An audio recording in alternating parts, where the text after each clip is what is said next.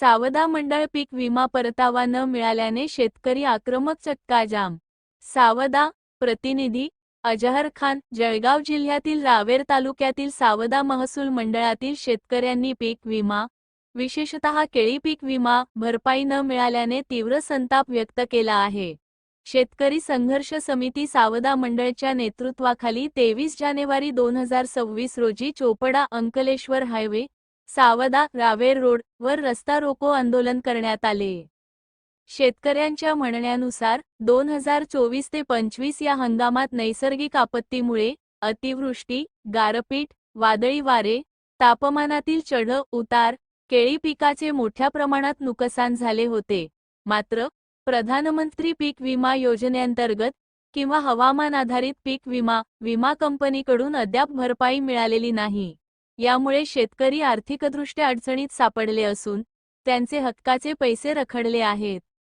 सावदा मंडळासह थोरगावन, रणगाव, रायपूर, तासखेडा, उधळी बुद्रुक, उधळी खुर्द, लुमखेडा आदी परिसरातील हजारो शेतकरी या आंदोलनात सहभागी झाले होते।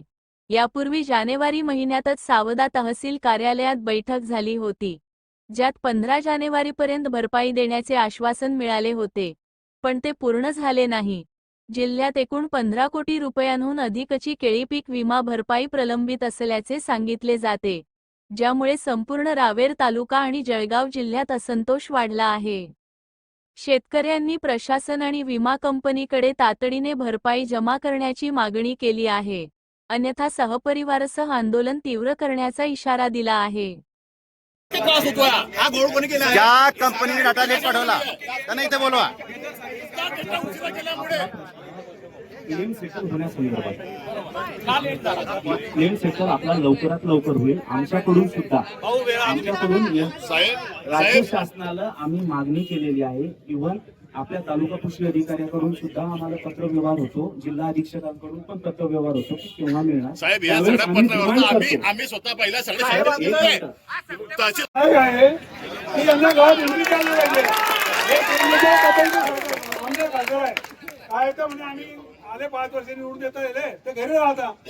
म्हणजे आता आम्हाला शेतकरी आम्ही सुद्धा शेतकरी या ठिकाणी रस्त्यावर अडकलेली वाहनं सुद्धा शेतकऱ्यांची नागरिकांची आहेत। आम्हालाही चुकीचं वाटतंय, परंतु एक कुठेतरी तुम्हाला जाग यायला पाहिजे। त्याच्याकरता आमचं आंदोलन आहे, ते तुम्ही त्या ठिकाणी ठोस भूमिका सांगा काय आहे तर, नाहीतर हा रस्ता रोको आम्ही जळगावला सुद्धा करू। पण तुम्ही आज आमच्या शेतकऱ्यांना या ठिकाणी तुमचा निर्णय काय आहे आणि कधीपर्यंत येईल, काय होईल हे तुम्ही सांगा आणि जबाबदारी तुम्ही घ्या। नाहीतर मग काही काय आहे, शेतकरी आहे आतापर्यंत 4 महिन्यापासून संयम पाळताय, पण संयमाचा अंत व्हायला नको हे तुम्ही लक्षात घ्या। आणि सर्वांना ती सांगतात कोणी लुटायचं नाही, जोपर्यंत तहसीलदार साहेब इथं येणार नाही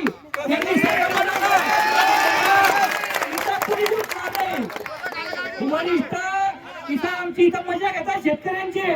जोपर्यंत हे यांच्या मिटिंगा चालू राहतात, त्यांच्या ऑनलाईन मिटिंगा चालू राहतात, शेतकऱ्यांना एक कामधंदा सोडून इथे शेतकरी आलेला आहे।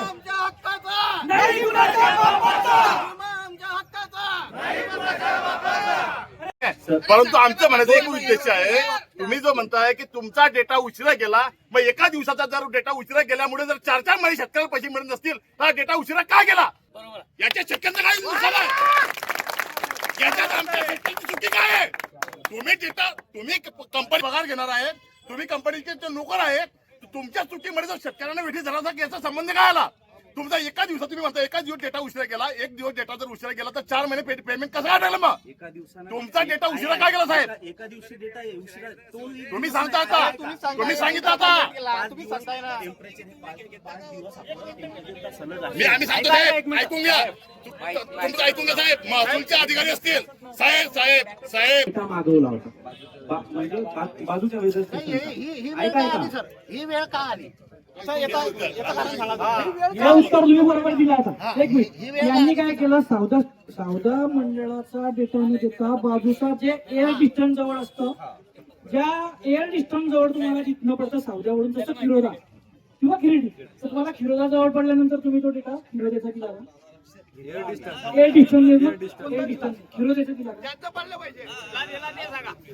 खिरडीचा घेतला मग खिरडीला तर 85 ने झालं. मग आता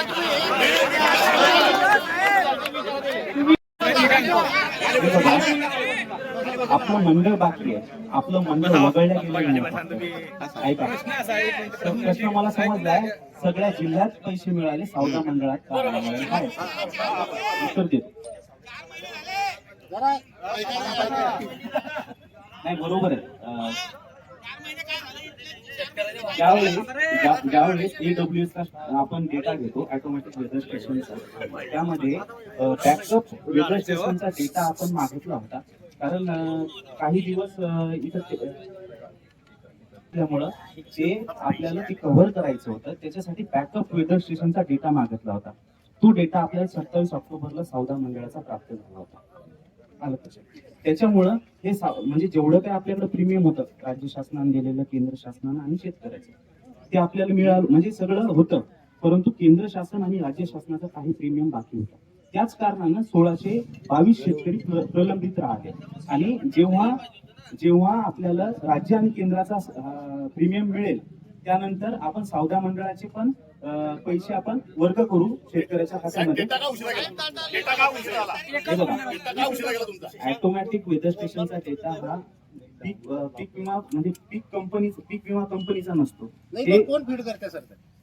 फीड कोण करते? हे स्कायमॅट जसं की आता आपल्या राज्यासाठी स्कायमॅट हा डेटा देतो ऑटोमॅटिक वेदर स्टेशनचा किंवा हे पाण्यापासून सगळा, त्याच्याकडून आपल्याला थोडा लेट मिळाला होता. ते आहे का इथे कोणी आलेले?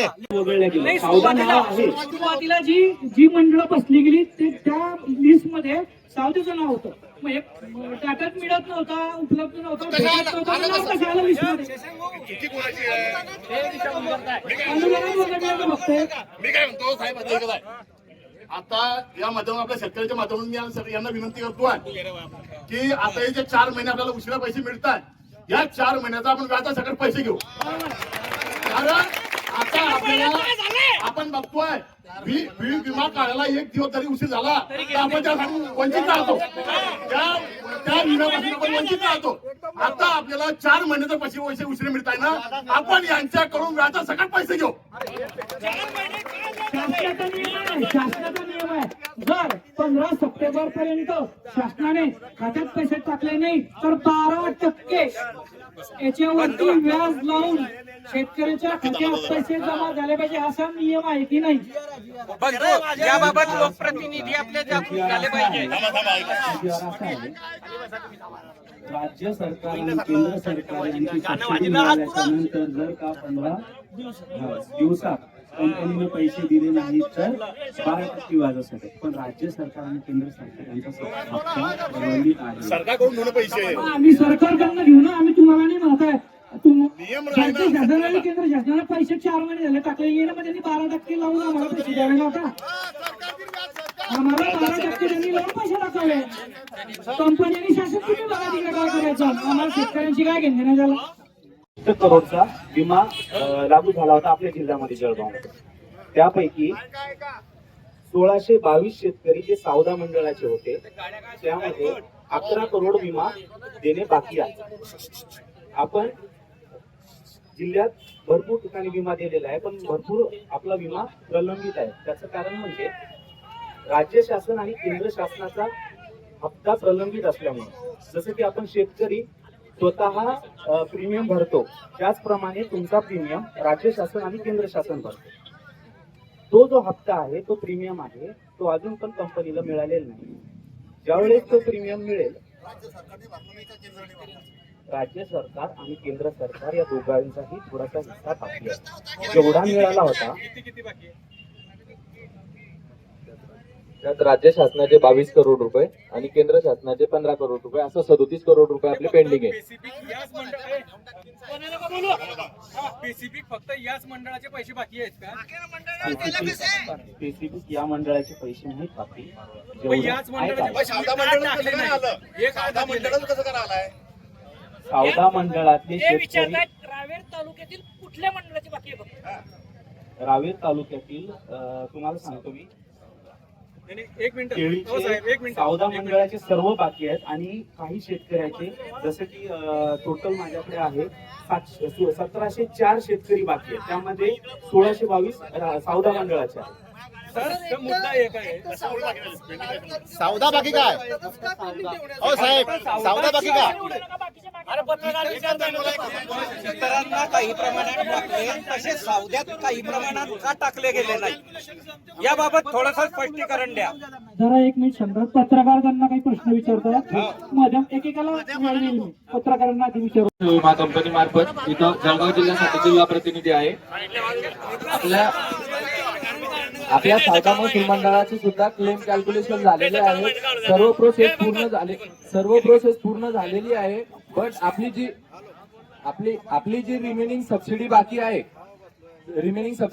37 करोड रुपये, त्या सबसिडीमुळे आपले पेमेंट थकलेले आहे सावदा महसूल मंडळ आणि पारोळा तालुका. ही सबसिडी आपल्याला पूर्ण सबसिडी जी भेटायची प्रीमियम हा शेतकरी एकटा भरत नसून शेतकऱ्याचा हिस्सा काही केंद्र शासन आणि काही हिस्सा राज्य शासन भरत असतं. यापैकी 37 करोड रुपये सबसिडी आपली पेंडिंग आहे. ती सबसिडी आपल्याला प्राप्त झाल्यानंतर त्यासाठी साहेब राज्य शासनाची सुद्धा सबसिडी पेंडिंग साहेब आहे. आपले आणि बाकीचे उर्वरित सात मंडळ जे होते त्यांचा डाटा पाठवला, त्यावेळेस सावद्याचा डाटा का नाही पाठवला? सावद्याचा सुद्धा सावदा मंडळ डाटा का नाही पाठवला गेला? सावद्याचा सुद्धा पाठवलेला आहे. सोबत केव्हा पाठवला केव्हा? साहेब पोर्टलला किती तारखेला आला? साहेब आमचं म्हणायचं आहे आमचे प्रायव्हेट तालुक्यामध्ये 8 मंडळ आहेत. तुम्ही पाठवला मेल एकच का लेट झालं? सांगा पहिले. राज्य सरकार आहे की विमा प्रतिनिधी आहे, पैसे घ्यायचे.